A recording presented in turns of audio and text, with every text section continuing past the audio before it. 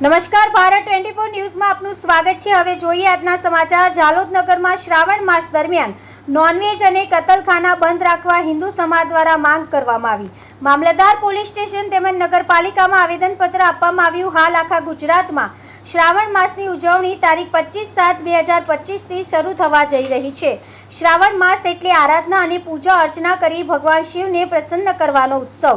જાલોદ નગરમાં આવેલા દરેક શિવાલયો તેમજ સનાતન સંસ્કૃતિ સાથે જોડાયેલા દરેક મંદિરોમાં વિશેષ પૂજા અર્ચના કરવામાં આવનાર છે।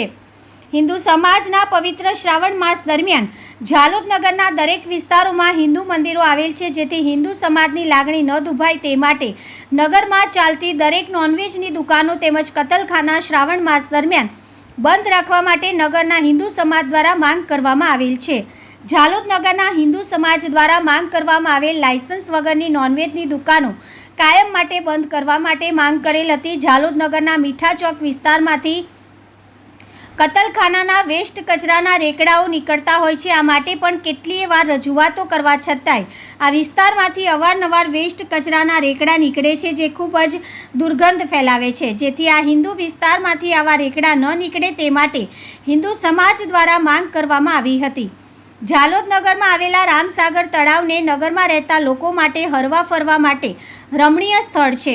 આ રામસાગર તળાવને કિનારે કતલખાનાઓનો વેસ્ટ કચરો ઠલવાય છે, જે વેસ્ટ કચરાની દુર્ગંધ હવાથી રહેણાંક વિસ્તારોમાં તેમજ સાંજ દરમિયાન ફરવા નીકળતા લોકોને આવતી હોય છે, તો કાયમી માટે વેસ્ટ કચરો અહીં ન ઠલવાય તેવી માંગ કરાઈ હતી। જાલોદ રામસાગર તળાવમાં માછલીઓ રહે છે અને નગરજનો માછલીઓને ચણ નાખવા આવતા હોય છે, પરંતુ આ પાણીમાં નગરજનો કપડાં ધોવા આવે છે, તો આ ગંદુ પાણી માછલીઓને નુકસાન કરે છે।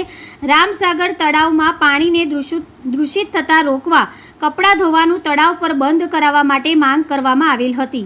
આજે હિન્દુ સમાજ દ્વારા મામલતદાર પોલીસ તેમજ નગરપાલિકાને લેખિત અરજી આપી હિન્દુ સમાજની માંગ પૂરી થાય તે માટે માંગ કરવામાં આવી હતી। રિપોર્ટર પંકજભાઈ પંડિત, જાલોદ।